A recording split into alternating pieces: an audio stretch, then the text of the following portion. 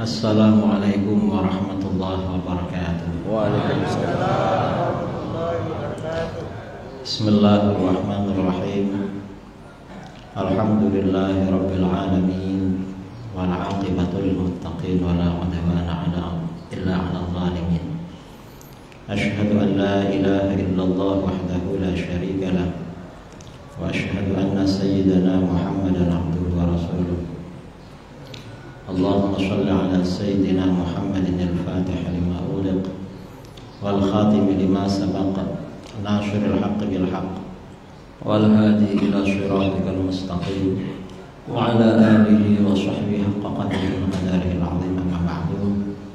Para alim, para asatidz, para buya yang saya muliakan dan saya hormati, wa nakhussu bi dzikri wa bil khusus sahabat saya Al-Ustaz Dr. Buya Zulhadri Rais. Alhamdulillah beliau bisa hadir karena tadi malam saya di Masjid Raya beliau gak ada. Padahal beliau komandannya katanya lagi demam.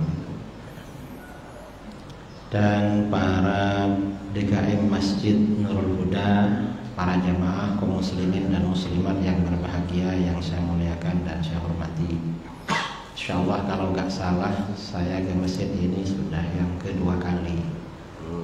Pertama awal-awal ke Pekanbaru 2019, sekarang 2022. Tadi kita sudah dibacakan salah satu hadis ya. Hadis riwayat Imam Abu Dawud dari sahabat Abdullah bin Asy-Syikhir, di mana hadis itu memberikan motivasi pada kita agar kita benar-benar khusyuk di dalam sholat. Salah satu khusyuk di dalam sholat apabila di dalam sholat itu sampai terbawa kita menangis yang tertahan, sehingga yang terjadi dalam hadis terjadi pada baginda Rasulullah SAW ketika sholat. Di dadanya ada suara seperti air yang mendidih di dalam periuk atau dalam kuali karena menangis kepada Allah, tangisnya tertahan. Kalau orang sekarang ini sholat itu ya hanya sholat aja, kebanyakan suratus sholat, yang banyak itu sholat itu hanya suratus sholat, gambarannya sholat, tapi pikirannya kemana-mana orang sekarang. Orangnya menghadap kiblat di masjid, ada yang pikirannya di pasar, ada yang pikirannya di kebun, tapi pikirannya di warung, di bank, di mana-mana. Itu namanya sholatnya tidak khusyuk, dan kita memang perlu memperbaiki sholat kita. Nah, tadi tema yang akan kita bicarakan pada pagi kali ini adalah ciri-ciri aliran sesat dan cara menghindarinya. Nah, ciri-ciri aliran sesat kalau secara garis besar pada masa sekarang, kalau kita ingin tahu ciri-ciri aliran sesat, pertama kita harus tahu aliran yang benar. Kalau sudah tahu jalan yang benar, nanti gampang ciri-ciri jalan yang tidak benar. Nah, aliran yang benar itu yang kita yakini adalah Ahlus Sunnah wal Jamaah. Siapa Ahlus Sunnah wal Jamaah? Ahlus Sunnah pada masa sekarang itu mayoritas umat Islam, di mana dalam kehidupan beragama mengikuti pola bermazhab, sistem bermazhab. Di dalam fikih mengikuti salah satu mazhab yang empat, yaitu Hanafi, Maliki, Syafi'i, Hambali. Kalau keluar dari mazhab empat ini, kata Hadratus Syekh Hasyim Asy'ari, pada masa sekarang berarti ahli bid'ah. Kalau di dalam fikih keluar dari mazhab empat ini, siapa yang keluar dari mazhab empat pada masa sekarang ini di dalam fikih? Di dunia Islam ini, di luar mazhab empat di dalam fikih yang sekarang masih berkembang, ada mazhab Syiah Imamiyah di Iran. Itu jelas aliran sesat. Kemudian ada mazhab Ibadiyah, ada aliran Ibadiyah ya di sebagian negara Arab, seperti di Bahrain atau di Oman. Oman itu kerajaan Ibadi. yang beberapa waktu yang lalu rajanya meninggal, Sultan Qaboos itu. Ibadiyah ini aliran sesat. Termasuk lagi yang bertahan sekarang ini aliran Syiah Zaidiyah di Yaman. Itu juga aliran sesat. Di dalam fikih keluar dari mazhab arba'ah. Termasuk yang sesat adalah kelompok yang tidak bermazhab, kelompok anti mazhab. Dan ini di Sumatera ramai. Mengapa? Karena kelompok anti mazhab di Jawa imam-imamnya dari Sumatera. Dan mungkin ya dekat dengan kelahirannya Buya Zulhendri ini, yang orang-orang yang satu suku dengan beliau. Kelompok-kelompok anti mazhab ini termasuk aliran sesat ini, karena keluar dari mazhab 4. Nah, di dalam akidah mazhabnya mengikuti mazhab Asy'ariyah Maturidiyah. Kita di Indonesia ini yang Asy'ariyah. Kalau keluar dari Asy'ariyah Maturidiyah berarti aliran sesat. Siapa yang keluar dari Asy'ariyah Maturidiyah pada masa sekarang? Di dunia Islam ini mayoritas umat Islam akidahnya Asy'ariyah Maturidiyah. Yang masih eksis akidah lain di luar Asy'ariyah Maturidiyah adalah Syiah Imamiyah Ja'fariyah.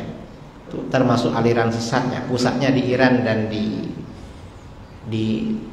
Beirut di Lebanon. Kemudian ada Syiah Ismailiyah atau Durus, itu bukan hanya sesat tapi dianggap kafir oleh para ulama. Kemudian Syiah Zaidiyah di Yaman. Kemudian Ibadiyah yang masuk bagian atau cabang dari golongan Khawarij, itu sesat. Kemudian golongan Wahabi, Salafi Wahabi. Dan ini ramai di Pekanbaru, di Riau, ya, di Kampar, di mana-mana ini punya radio, punya macam-macam, di lembaganya besar-besar itu. Ini juga termasuk aliran sesat. Ini aliran Wahabi. Kemudian dulu ada namanya Hizbut Tahrir, itu aliran sesat. Mas sekarang sudah gak ada setelah dibubarkan oleh pemerintah tahun 2017. Ini yang masih berkembang di Indonesia. Kemudian ada liberalisme pluralisme. Tapi ini biasanya bukan bagian dari Islam, liberalisme pluralisme. Ini beberapa aliran yang perlu kita hindari, yang besar-besar. Kalau yang kecil-kecil ramai.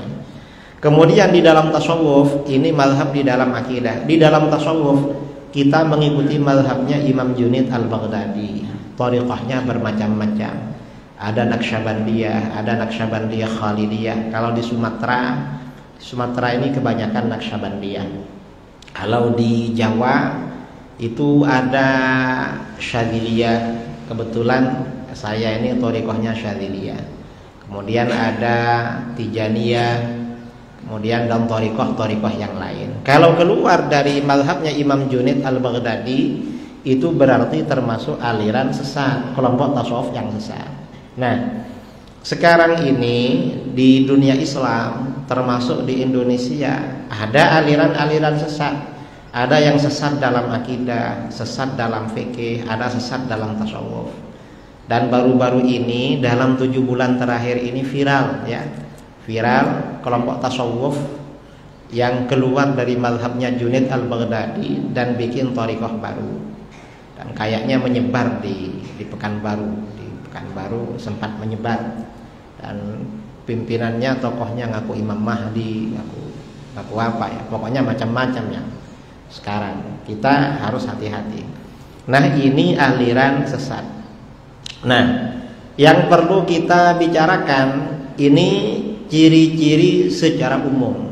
Secara umum seperti itu. Kalau tidak bermazhab berarti aliran sesat. Nah, kelompok yang tidak bermazhab ini biasanya ngaku-ngaku propaganda. Kalau ditanya kamu mazhabnya siapa, kadang-kadang dia bilang saya mazhabnya Rasulullah, ikut mazhabnya Rasulullah. Loh, Rasulullah bukan imam mazhab, tapi Rasulullah di atasnya imam mazhab. Ini berarti lebih tinggi daripada imam mazhab. Kadang-kadang dia mengaku mazhabnya apa? Kata dia, kami mengikuti mazhab ahlul hadis wal athar. Ini Wahabi biasanya. Kadang-kadang ahlul hadis wal athar. Itu hanya propaganda untuk menutupi kesesatannya. Kadang-kadang kelompok ini mengaku kita ini ikut Al-Quran dan hadis. Nah, ini berarti tidak bermazhab. Kalau seperti itu berarti tidak bermazhab. Kita harus hati-hati. itu termasuk tanda-tanda aliran sesat. Tanda-tanda aliran sesat secara umum di negeri kita seperti itu. Kalau tanda-tanda aliran sesat secara rinci, ini sangat banyak sekali ya rinciannya. Kita kembali kepada pokok-pokok ajaran Ahlus Sunnah wal Jamaah. Apa tanda-tanda atau apa bukti-bukti bahwa kita Asy'ariyah Maturidiyah atau Syafi'iyah, kita ini Syafi'iyah, Asy'ariyah, Sufiyah, bahwa kita dan golongan kita ini termasuk Ahlus Sunnah wal Jamaah. Ciri-ciri secara umum lagi bahwa kita ini mengikuti sunnah Rasul dan sunnah Khulafaur Rasyidin. Karena itu ciri-ciri Ahlus Sunnah wal Jamaah. Di dalam hadis Rasulullah SAW bersabda, "Innahu may ya'ish ba'di fasayara ikhtilafan katsira." Sesungguhnya siapa yang hidup sepeninggalku, orang yang hidup setelah aku meninggal, maka akan melihat banyak perbedaan pendapat. Perbedaan pendapat akan ramai. Rasulullah bilang, nanti setelah meninggal banyak perbedaan pendapat. Kalau Rasulullah masih ada perbedaan pendapat gampang, tinggal tanya pada beliau. Tapi beliau sudah gak ada. Kalau Rasulullah sudah gak ada, gimana cara mengukur mana yang benar, mana yang salah? Karenanya oleh beliau ditegaskan, fa'alaikum bisunnati wa sunnatil khulafair rasyidin. Maka berpeganglah kamu dengan sunnahku dan sunnah khulafaur rasyidin. Golongan yang benar, ahlul haq, ahlus sunnah wal jamaah, senantiasa berpegangan dengan sunnah Rasul sallallahu alaihi wasallam dan sunnah khulafaur rasyidin. Ini disebut dengan golongan ahlus sunnah wal jamaah. Ini ciri-cirinya. Karenanya yang menyimpang dari sunnah Rasul dan sunnah khulafaur rasyidin di dalam akidah, dalam prinsip keagamaan, itu berarti bukan ahlus sunnah wal jamaah. Ciri-ciri lain ahlus sunnah wal jamaah, ketika Rasulullah SAW menjelaskan tentang perpecahan umat Islam, sataftariqu ummati ala 73 millah, umatku akan terpecah belah menjadi 73 golongan, kulluha finnar illa millatan wahidah, semuanya akan masuk neraka kecuali satu golongan yang akan masuk surga. Yang selamat cuma satu. Dari 73 itu cuma satu yang selamat. Qalu wa man hiya ya Rasulullah. Mereka bertanya, siapa satu golongan itu, hai Rasulullah? Rasulullah menjawab, ma ana alaihi wa ashabi. Golongan yang mengikuti ajaranku dan ajaran sahabatku. Berarti kalau begitu, golongan yang benar atau ahlus sunnah wal jamaah adalah golongan yang mengikuti ajaran Nabi dan ajaran para sahabat. Nah, golongan yang mengikuti ajaran Nabi dan ajaran para sahabat disebut dengan golongan ahlus sunnah wal jamaah. Ahlus sunnah itu maksudnya pengikut sunnah Rasul, jamaah itu maksudnya pengikut jamaatus sahabat, jamaahnya para sahabat dan mayoritas ulama salaf serta mayoritas umat Islam sampai akhir zaman. Ini ahlus sunnah wal jamaah. Keluar dari itu namanya golongan syadz. Syadz itu artinya apa? Golongan yang terkucil, golongan yang nyeleneh, golongan yang menyimpang dari mayoritas. Itu namanya aliran sesat. Gak sama dengan ramai orang, dengan kebanyakan umat Islam, itu berarti golongan sesat. Ini satu versi. Dalam versi yang lain, ketika Rasulullah SAW ditanya tentang golongan yang selamat, beliau menjawab as-sawadul a'wam, golongan mayoritas umat Islam. Berarti ahlus sunnah wal jamaah ini harus mayoritas. Mengapa? Karena jamaah ini namanya golongan yang banyak. Kalau tak banyak bukan ahlus sunnah wal jamaah. Karenanya sebagian Wahabi sekarang gak mau menyebut dirinya ahlus sunnah wal jamaah, cukup ahlus sunnah saja. Mengapa? Kalau menyebut ahlus sunnah wal jamaah ditanya jamaahnya mana, gak bisa jawab mereka, karena gak ada jamaah. Mereka ramai berkumpul kalau jamaahnya dari mana-mana ngumpul. Tapi kalau ahlus sunnah wal jamaah ini di setiap komplek ya, di setiap komunitas, di setiap unit itu paling ramai memang. Ini namanya Ahlus Sunnah wal Jamaah. Secara umum seperti itu. Golongan yang menyimpang dari ini, dari mayoritas ini berarti aliran sesat. Jadi sebenarnya ciri-cirinya ya gak perlu sulit-sulit masalah itu.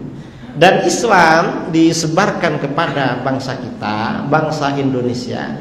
Ini sejak awal memang Ahlus Sunnah wal Jamaah. Islamnya bangsa Melayu, Islamnya bangsa Indonesia, bangsa Nusantara. Ini Ahlus Sunnah wal Jamaah. Syafi'iyah, Asy'ariyah, Sufiyah. Di dalam fikih sejak leluhur kita mengikuti mazhab Imam Syafi'i, akidahnya mengikuti mazhab Imam Asy'ari, dan orang-orangnya penggemar, pengikut atau paling enggak pengikut atau paling enggak penggemar tarekat Sufi. Ini kita. Kalau ada kelompok-kelompok baru berkembang keluar dari rel ini, keluar dari khittah ya, dari garis ini, sudah tidak Syafi'iyah atau tidak Asy'ariyah atau tidak Sufiyah, berarti ini termasuk ciri-ciri golongan di luar Ahlus Sunnah wal Jamaah atau termasuk aliran-aliran sesat. Kalau sudah termasuk seperti itu, kita harus hati-hati seperti itu. Walaupun mereka menyampaikan dalil-dalil ketika berceramah atau ketika apa, ini dalil-dalil, tapi dalil itu hanya disampaikan di internal mereka. Kalau kita ajak diskusi, ketemuan, benar enggak pemahaman dia terhadap dalil, mereka biasanya tidak menjumpai, gak mau jumpa dengan kita. Mengapa? Karena mereka tahu kalau dalil mereka sebenarnya tidak kuat. Dalilnya kuat, cuma salah dalam menerapkan dalil. Cuman orang ini kuat itu karena dolarnya kuat. Ustadz Wahabi ini 1 bulan gajinya $1.500. Jadi karena dolarnya kuat, gak peduli dalil. Kita ini yang dalilnya kuat, dolarnya gak ada. Jadi sama-sama D sebenarnya. Ini peperangan antara dalil dengan dolar. Jadi seperti itu. Nah, tanda-tanda bahwa kita ini memang benar-benar Ahlus Sunnah selain itu di dalam hadis, di dalam Al-Quran ya, Allah Subhanahu Wa Taala berfirman di dalam Al-Quran. Di mana di dalam Al-Quran? Kuntum khaira ummatin ukhrijat linnas ta'muruna bil ma'ruf wa tanhauna 'anil munkar wa tu'minuna billah. Kamu adalah sebaik-baik golongan yang dikeluarkan bagi umat manusia. Maksudnya apa? Umatnya Rasulullah ini umat terbaik, lebih baik daripada umat-umat para nabi terdahulu, lebih afdal. Umurnya paling pendek, amalnya paling sebentar, tapi anugerah Allah kepada umatnya Rasulullah luar biasa. Lebih duluan masuk surga, derajatnya lebih tinggi daripada umat para nabi terdahulu. Kita ini kalau dibandingkan umat para nabi terdahulu, kalah, amalnya ya kalah, kemudian juga ibadahnya kalah. Mengapa? Umat-umat para nabi terdahulu orangnya besar-besar. Umatnya Nabi Adam tuh 30 meter saudara, besarnya 3,5 meter. Usianya di atas 1000 tahun umatnya Nabi Adam. Ada yang sampai 2000, 2500 umatnya Nabi Adam. Umat-umat awal dulu, nenek moyang kita.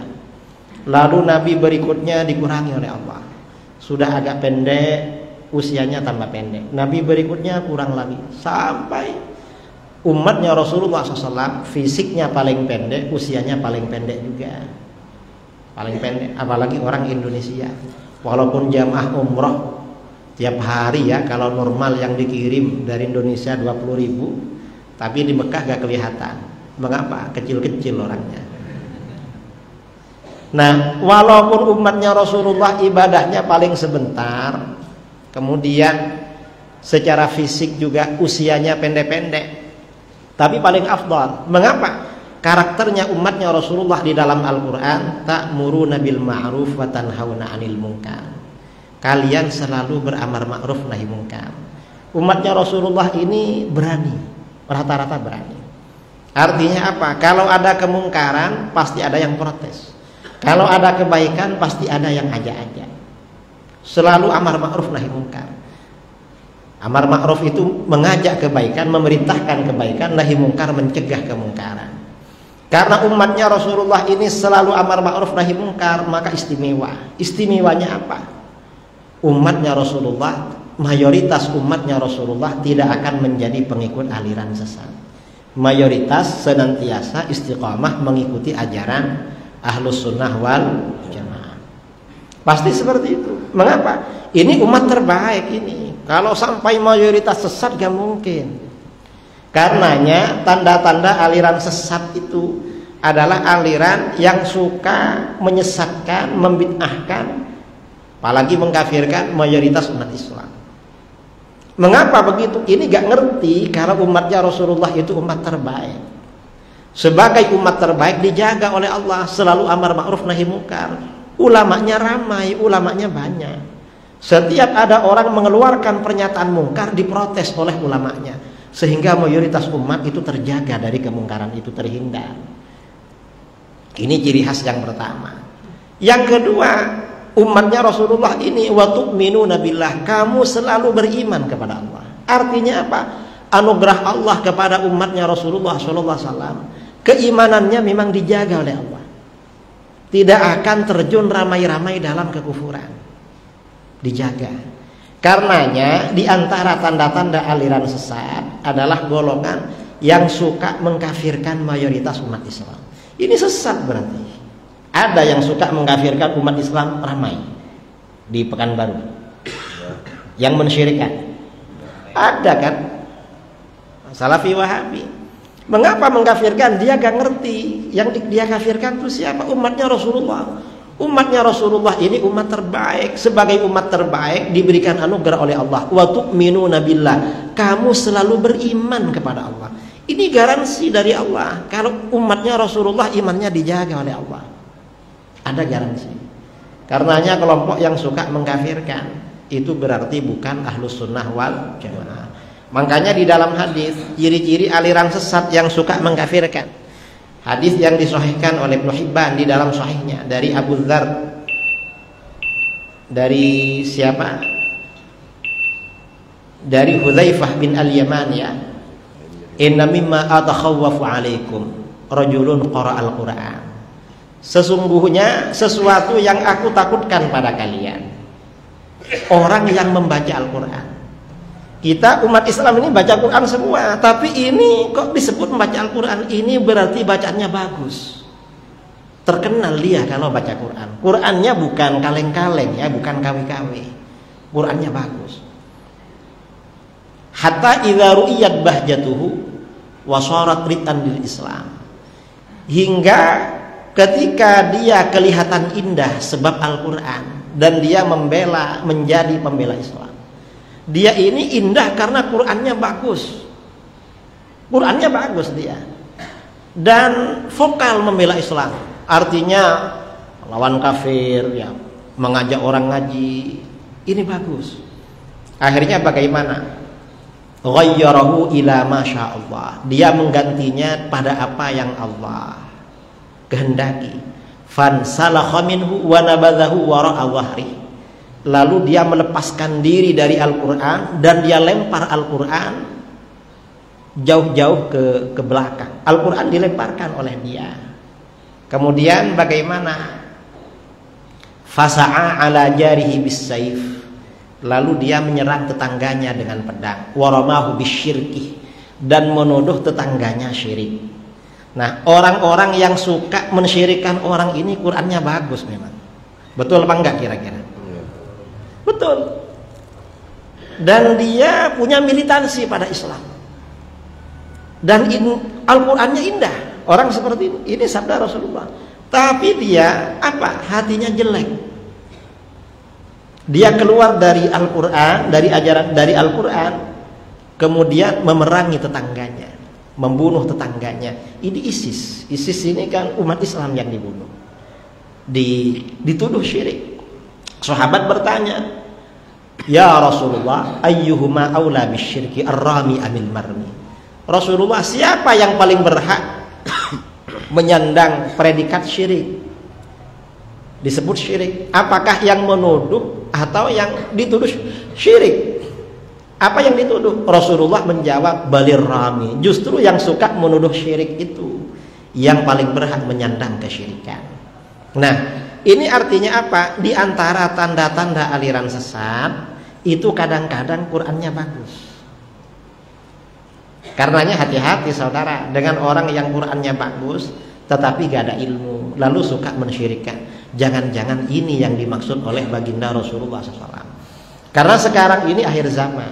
Di akhir zaman ini memang dai-dai atau yang penyebar aliran-aliran sesat, kadang Qur'annya bagus, kadang dia dipanggil ustadz, kadang dipanggil kiai, kadang dipanggil buya, panggil apa lagi? Ya mungkin dipanggil gus, ya dipanggil tuan guru, ya apalah, buaya atau apa saja itu. Tapi yang disampaikan aliran sesat. Dan kadang-kadang Qur'annya bagus. Karenanya di akhir zaman ini, di akhir zaman, pesan para ulama kita dianjurkan sering-sering berkumpul dengan orang-orang soleh. Sering-sering berkumpul dengan orang-orang soleh, kemudian perdalam ilmu pengetahuan agama secara langsung dari ulama-ulama, dari guru-guru kita yang memang jelas sanadnya, jelas guru-gurunya dari mereka, dari ini. Dan kita ya, karena sekarang ini zaman fitnah, hal-hal yang masuk dalam fitnah itu kita hindari. Termasuk fitnah sekarang nih, fitnahnya jawal. Apa jawal itu? Handphone. Handphone ini fitnah akhir zaman. Hati-hati. Karena kita ini kalau masuk HP, apalagi dimasukkan ke grup-grup, lalu grupnya Wahabi, akhirnya semuanya di-share di situ. Pemikiran, tulisan yang gak benar, video gak benar di-share, lalu kita share. Akhirnya kita menjadi penyebar aliran sesat. Hati-hati seperti itu. Di akhir zaman ini kita dianjurkan sering-sering berkumpul dengan orang-orang saleh, kemudian selalu memperdalam ilmu pengetahuan agama bersama guru-guru kita. Insya Allah kita akan dilindungi oleh Allah. Saya kira itu yang perlu saya sampaikan. Wabillahi taufik wal hidayah. Kurang lebihnya mohon maaf. Assalamualaikum warahmatullahi wabarakatuh. Ini ada satu pertanyaan tapi nampaknya ini penting ini. Apa tanggapan Kiai dengan Ustaz Abdul Somad yang dideportasi dari Singapura dan ditolak di Madura? Ini pas pertanyaannya ini, Kiai orang Madura, Kiai dari Madura. Jadi apa dan tanggapan Kiai Ustaz Abdul Somad yang ditolak oleh katanya 200 santri gitu di Madura, seperti apa ya? Yang lagi viral kemarin. Silakan Kiai. Yang pertama masalah dideportasi, saya juga mengalami seperti itu. Saya dulu tahun 2017, saya ke Riau ini pertama kali 2019. Diundang Kerajaan Johor Malaysia ceramah kepada mahasiswa di Azhar Mesir. Saya bersama Datuk Timbalan Mufti itu wakil mufti ya, sama ustadz-ustadz melalui Singapura. Pesawatnya ikut dari Singapura. Begitu sampai di imigrasi, yang lain paspor Malaysia langsung masuk. Saya paspor Indonesia, langsung dibawa ke ruangan khusus. Yang bawa itu matanya agak kecil. Apa kecil itu? Ya pokoknya enggak tahu lah, pokoknya enggak normal kayak ngantuk-ngantuk gitu ya, matanya kayak ngantuk-ngantuk. Saya ditanya macam-macam itu, sampai jengkel. Ya dikerjain kita itu. Apa ini pertanyaannya? Sampai ya mungkin mau dikeluarkan karena nggak punya alasan. Akhirnya HP diperiksa, lihat HP-nya, lihat foto-fotonya. Sampai foto-foto itu ditanya semua. Ya kok foto-foto ditanya? Sampai lama itu. Memang Singapura ini memang suka ngerjain orang Indonesia, baik ustadz maupun bukan ustadz, apalagi ustadz. Memang seperti itu. Mengapa? Ya mungkin karena kebijakan politik di mana di sana itu khawatir umat Islam atau bangsa Melayu bangkit di sana. Karena sudah dominasi non-Muslim itu sangat kuat di sana. Dan itu saya kira ya bukan pesanan dari Indonesia, bukan. Ya karena ya Karena yang saya dengar bukan cuma ustadz yang diperlakukan begitu, orang biasa kadang diperlakukan begitu. Ya suka usil lah sama orang Indonesia. Habis itu saya gak jadi lewat Singapura. Akhirnya besoknya atau besok lusanya diantar ke Kuala Lumpur. Berangkatlah ke Mesir. Begitu sampai di imigrasi digelandang lagi, saya dimasukkan ke ruangan. Apa ini dimasukkan lagi? Sudah di Mesir. Lalu dimasukkan ruangan tertutup, gak ada ventilasinya, gak ada jendelanya. Gak bisa tengok-tengok keluar, ada apa di luar? Apa ini di sini? Dapat 1 hari disuruh lari-lari ke pesawat, dideportasi ke Malaysia. Pulang ke sini. Artinya apa? Memang orang ke luar negeri, namanya negaranya orang, lalu diurus macam-macam, dikerjain, dideportasi, itu biasa seperti itu. Bukan cuma negara Islam, bukan cuma negara kayak Singapura, ya negara Islam kadang-kadang itu juga lah. Tidak rahmah. Karena negara lain. Ya mungkin saya mikir, mungkin saudara saya orang Indonesia banyak bikin ulah di sini. Di Mesir atau di mana, akhirnya kita kena getahnya. Dan di mana-mana memang, misalnya di Malaysia, kalau pekerja-pekerja dari negara lain itu visanya lebih lama, tapi orang Indonesia oleh Malaysia dikasih visa lebih pendek. Saya tanya, kenapa bangsa saya dikasih lebih pendek visanya? Kan orang sini satu keluarga dengan orang Sumatera, orang Jawa, masih ada hubungan kan? Kiai, orang Indonesia itu pandai-pandai katanya. Mereka ini kerja sama kita. Misalnya kita kasih visa 2 tahun. Dalam waktu 3 bulan dia sudah hafal daerah sini. Nanti dia pulang, paspornya dibuang, dia balik lagi pakai visa baru. Sudah gak mau. Orang Indonesia ini pandai-pandai, makanya ya kadang dikerjain memang. Yang masalah penolakan di Madura itu ya hanya masyarakat kecil, itu masalah politik. Dan bukan hanya beliau yang seperti itu. Sebelum UAS ini ditolak di beberapa daerah, saya sudah ditolak juga, dibatalkan. Cuma kalau saya dulu nggak bicara di media, nggak ramai-ramai. Mengapa? Malu. Dan khawatir di daerah lain menolak juga itu. Kita diam-diam aja. Jadi ketika dulu sejak 2017 ya, Ustaz Abdul Somad ceramah di sana agak boleh. Saya senyum-senyum aja. Mengapa? Kita juga sudah pengalaman seperti itu. Ya mungkin ya karena perbedaan politik atau apa, kelompok-kelompok yang merasa berbeda. Saya kira seperti itu gak perlu disikapi terlalu serius.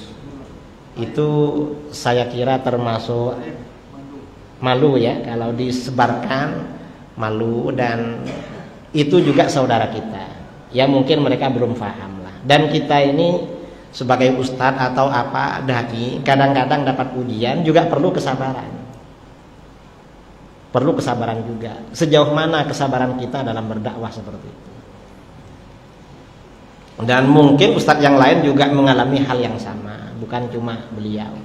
Dulu memang oleh kawan-kawan, kalau ada ustadz Wahabi mau ceramah di mana, dihalang-halangi. Akhirnya ustadz-ustadz yang anti Wahabi dihalang-halangi juga di daerah lain. Jadi samalah ya yang seperti itu. Saya kira itu gak perlu dibesar-besarkan. Dan saya perhatikan, karena saya juga mengikuti beritanya di Madura. Di Madura lancar-lancar aja dia ceramah. Memang kemarin ramai ya. Kemarin saya ke Madura. Sebelum ke sini saya ke Madura. Saya dengar kalau UAS mau ke Sumeneb, ke Madura. Dan sudah ada sebagian kelompok, ya kita juga, Swaja juga, katanya mau menolak. Saya diam aja waktu itu. Ya tidak apa-apalah, cuma tolak menolak begitu. Ya jadi ya mungkin ya imbas dari perbedaan politik ya. Cuma sana belum move on sampai sekarang. Padahal yang didukung ya sudah menang, dan yang kita dukung jadi menterinya itu ya mungkin. Saya kira itu wallahu a'lam. Doa ya. Karena ini hari Sabtu, kita agak perlu lama-lama hari kerja. Bismillahirrahmanirrahim. Alhamdulillahirabbil alamin, hamdan yuwafi ni'amahu kama mazidah. Allahumma shalli ala sayyidina Muhammadin shalatan tunjina biha min jami'il ahwali wal afat, wa taqdi lana biha jami'al hajat, wa tutahhiruna biha min jami'is sayyi'at, وترفعنا بها عندك أعلى الدرجات وتبلغنا بها أقصى الغايات من جميع الخيرات في الحياة وبعد الممات وعلى آله وصحبه وبارك وسلم. اللهم آتنا في الدنيا حسنة وفي الآخرة حسنة وقنا عذاب النار. ربنا هب لنا من أزواجنا وذرياتنا قرة أعين واجعلنا للمتقين إماما. ربنا ظلمنا أنفسنا وإن لم تغفر لنا وترحمنا لنكونن من الخاسرين. اللهم إنا نسألك الهدى والتقى والعفاف والغنى. اللهم قسم لنا من خشيتك ما يحول بيننا بين معصيتك ومن طاعتك ما تبلغنا به جنتك ومن اليقين ما تهون به علينا مصائب الدنيا. اللهم متعنا بأسماعنا وبصارنا وقوتنا ما أحييتنا واجعله الوارث منا واجعل ثأرنا على من ظلمنا وانصرنا على من عادانا ولا تجعل مصيبتنا في ديننا ولا تجعل الدنيا أكبر همنا ولا مبلغ علمنا ولا تسلط علينا من لا يرحمنا. اللهم زدنا ولا تنقصنا واكرمنا ولا تهنا وأعطنا ولا تحرمنا وآثرنا ولا تؤثر علينا وأرضنا وارض عنا واغفر لنا ولوالدينا مشايخنا ومعلمينا وأصحابنا وأحبابنا وذوي الحقوق علينا ولجميع المسلمين والمسلمات والمؤمنين والمؤمنات الأحياء منهم والأموات. وصلى الله على سيدنا محمد النبي الأمي وعلى آله وصحبه وبارك وسلم تسليما كثيرا. سبحان ربك رب العزة عما يصفون وسلام على المرسلين والحمد لله رب العالمين. تقبل الله منكم والعفو منكم. السلام عليكم ورحمة الله وبركاته. Waalaikumsalam warahmatullahi wabarakatuh. Jazakallahu khair. Terima kasih banyak kepada Kiai. Mudah-mudahan Allah selalu jaga dan melindungi beliau dan istiqamahkan kita semua. Amin ya rabbal alamin. Demikian